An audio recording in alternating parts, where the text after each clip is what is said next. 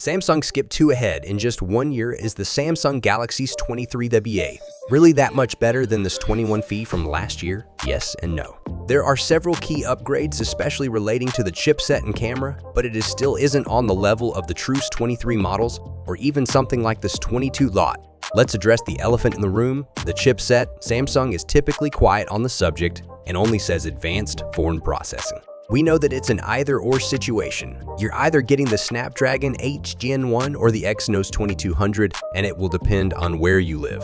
Not impressive compared to the 2023 phones and their 4 Galaxy chips, but still a solid upgrade over the Snapdragon 888 2100 of the S21 FE.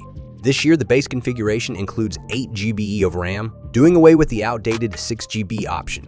You can't have more than 8 GB, but the same is true of the S23 and S23e. The storage is 128 GB or 256 GB with no expansion slot. With that covered, the next major thing to discuss is the upgraded main camera. It now sports a 50MP sensor, up from 12MP. This doesn't mean that the S23 FE is on par with the S23 or even S22 phones. However, as it still has lower resolution ultra-wide 10p 123DA and telephoto cameras 8MP 3x. Also, the selfie camera inexplicably falls to 10 resolution after 2 generations of 32MP sensors in the FE models. The display is as expected, a flat 6.4 dynamic Mold 2x panel with HD resolution and 6120Hz refresh rate.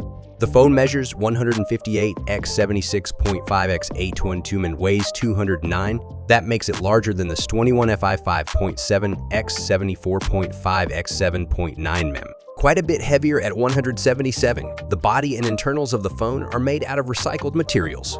Pre-consumer aluminum and glass, plus post-consumer plastic sourced from discarded fishing nets, water barrels, and PET bottles.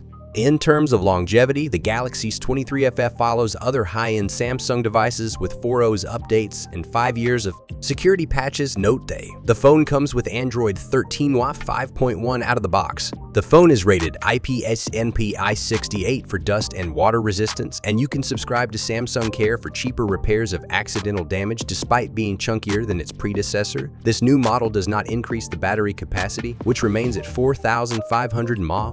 Wired charging similarly remains at 25 ISO and 5 VO50. Is done in 30 minutes. Wireless charging is supported as well. The Samsung Galaxy S23 FAP will go on sale on October 5, starting at $599. In India, the base 88 128 GB model is R60,000, while the version with 256GB storage goes for R65,000. Appar orders start tomorrow. The first units will ship on the 7th.